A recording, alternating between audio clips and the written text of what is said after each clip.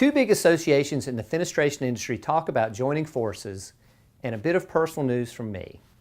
Hi, I'm Trey Barrineau, editor of Door and Window Market magazine, and welcome to our August newscast. The Insulating Glass Manufacturers Alliance held its summer conference in Vancouver last week.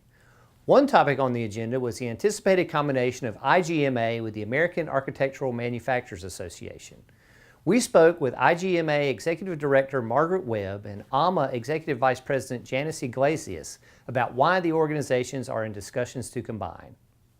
AMA and IGMA have actually had a fairly close relationship for actually a long time, probably ever since I first started going to the meetings back in 2003. But there's a lot of commonality between the two groups, so it seemed a pretty good natural fit. And we've collaborated on a lot of projects over the years, so there's a good, well-established working relationship there already. We also learned who is on the joint exploratory team managing the combination and what the benefits of the partnership would be for the organizations. We have a balanced team established. It's all made up of board members from the two organizations. From AMA's perspective, we made sure that we have equal representation from architectural as well as residential. Much like AMA, we have the architectural residential balance, but we also have a primary glass manufacturer as well. One of the challenges that IGMA has had over the year is we have a very limited staff. So one of the benefits for IGMA is increasing those staff resources, which will just automatically increase the what we can provide to our members. AMA has an excellent education program, and that's one of our primary areas of focus. So, it's good synergy between the two groups for us. And from AMA's perspective, glass is one of the most primary components in fenestration products. So, plus obviously the Canadian expertise that IGMA already has established is of value to AMA and its members as we learn more about that market and get more actively involved there. Lastly, and with much still to do, we asked what's next in the process. A lot of what's being explored is identifying the best aspects of each organization and how we can put those together to create more efficiencies and a better effectiveness in how we get things done. It's almost like doing a gap analysis. You see where there has been a gap, that's what you want to fill in. But it's really to expand the products and services for our members, so encompassing everything to do with fenestration. And I think part of the goal is to create some synergies in how we do that, so that there's some added efficiencies and we can be more efficient with our members' time, with our staff time, and still get hopefully even more accomplished. Stay tuned to dwmmag.com for more updates as this story unfolds. And now for that personal news I mentioned. This will be my final newscast for DWM. I've accepted a new position as the managing editor for publications in the commercial real estate industry. It's a job that's much closer to my home.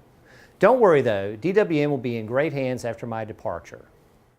Let me introduce you to someone many of you may already know, veteran journalist Drew Vass, who will take over as DWM's editor in early September.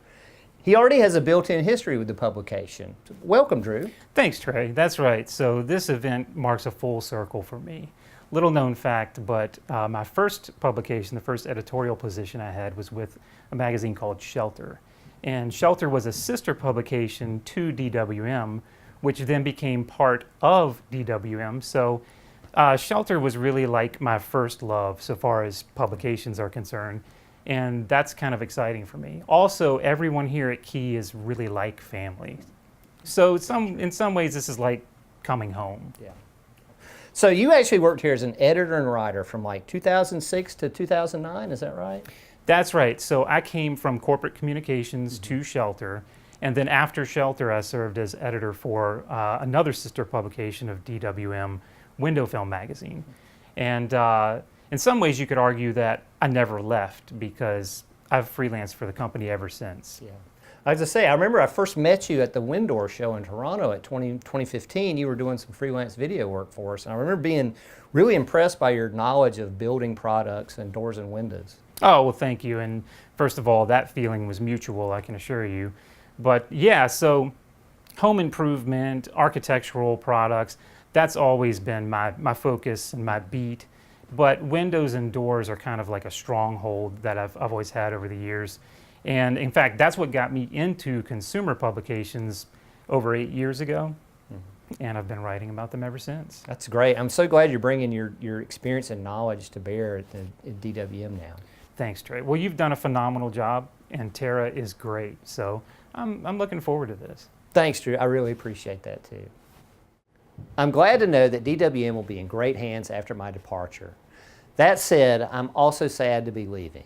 I've truly enjoyed getting to know so many people in this wonderful industry, and the people here at Key Media and Research have really been a special work family to me. I will miss them and you a lot. This concludes our August newscast. I'm Trey Barrineau. Thanks for watching, and so long.